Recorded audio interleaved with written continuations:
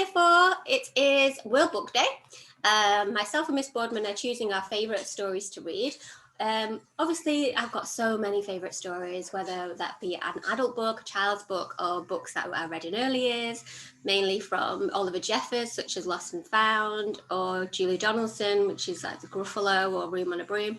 But today, I've chosen The Miraculous Journey of Edward Tulane. And I read this story to my class back in September, October. We read a chapter a day, and we loved it. Because I read it in September, or was it in August, over the summer? I'd heard how wonderful it was, and I wanted to think, is it really that good? I'll have a go then. Read it, and I fell in love with it. I laughed and I cried. It was just wonderful. So I'm just going to read a chapter for you. Edward is a china doll. He's meticulous. He has a velvet suit. His owner, Abeline, loves him so much, and he takes her for granted. Her grandma she seems to see through Edward, and she just thinks that he's a little bit selfish and he should love Abeline a little bit more and stop taking her for granted. So I'm just going to read a chapter now. They're packing up to go on a sail to England. So they live in a house on Egypt Street, and it became frantic with activity as the Tulane family prepared for a voyage to England. Edward possessed a small trunk, and Abeline packed it for him, filling it with the finest suits and several of his best hats and 3 pairs of shoes, also that he might put a fine figure in London. Before she placed each outfit in the trunk, she displayed it for him. "Do you like this shirt with this suit?" she asked him. "Or would you like to wear your black bowler hat? You look very handsome. Shall we pack it?" And then finally, on the bright Saturday morning in May, Edward and Abeline and Mr. and Mrs. Tulane were all on board the ship, standing at the railing. Pellegrina is Abeline's grandma, the one who thinks that Edward is just a bit selfish. Pellegrina was at the dock. On her head, she wore a floppy hat strung with flowers, and she stared straight at Edward. Her dark eyes glowed. "Goodbye," Abeline shouted, "Grandma, I love you." The ship pulled away from the dock, and Pellegrina waved to Abeline. "Goodbye, lady," she called. "Goodbye." Edward felt something damp in his ears. Abeline's tears, he supposed. He wished that she would not hold him so tight. To be clutched so fiercely often resulted in crinkling clothing. Finally, all the people on land, including Pellegrina, disappeared, and Edward, for one, was relieved to see the last of her. He didn't like her very much. As was to be expected, Edward Tulane exacted much attention on board the ship. "What a singular rabbit," said an elderly lady, looking at Edward. "Thank you," said Abeline. Several girls on board gave Edward deep glances full of longing. They asked Abeline if they might hold him. "No," said Abeline. "I'm afraid that he's not that kind of rabbit who likes to be held by strangers." 2 young boys, brothers named Martin and Amos, took particular interest in Edward. "What does he do?" Martin asked Abeline on the second day at sea. "He doesn't do anything," said Abeline. "Does he wind up somewhere?" said Amos. "No, he does not wind up." "Well, what's the point of him then?" said Edward. "The point is that he is Edward," said Abeline. "That's not much of a point," said Amos. "It's not. I won't let anyone dress me like that," said Martin. "Me neither," said Amos. "Does his clothes come off?"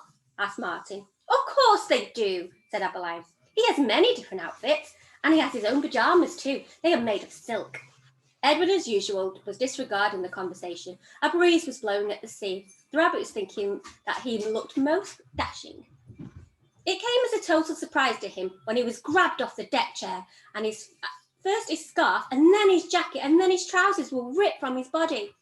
Edward saw his pocket watch hit the deck of the ship and roll merrily towards Abeline's feet. "Look at him," said Martin. "He's even got underwear." He held Edward aloft so that Amos could see. "Take it off," shouted Amos. "No," shouted Abeline. Martin removed Edward's underwear. Edward was paying attention now. He was mortified. He was completely naked, except for the hat on his head, and the other passengers were looking at him, directly curious, and embarrassed glances his way. "Give him to me," screamed Abeline. "He is mine." "No," said Amos to Martin. "Give him to me." He clapped his hands together and then held them open. "Throw him," he said. "Please, don't. He's made of china. He'll break," cried Abeline.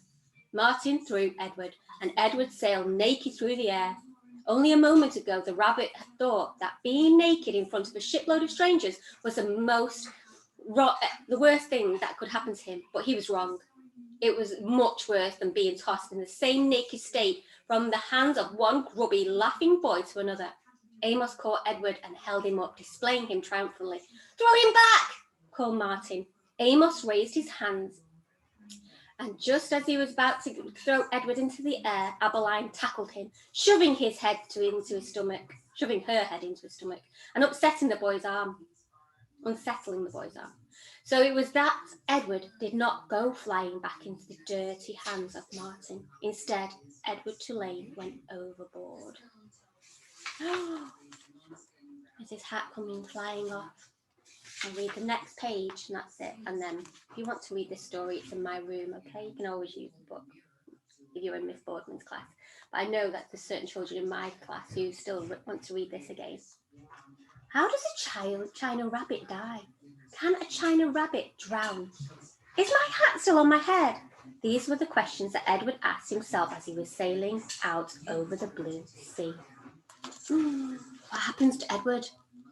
He's been thrown overboard. Will he be rescued? Who will rescue him? Will he ever get back to Abeline? These are the questions you need to ask. You need to read the book to find out. I really recommend it. You will not be sorry. Okay, well that's my chapter for today. I hope you have a wonderful World Book Day. It's on Thursday, which is obviously today when you're looking at this video, but I'm not in school. But I shall be at home getting ready for Monday, preparing lots of lovely lessons for you, and I can't wait to see you. Okay, take care. Bye-bye.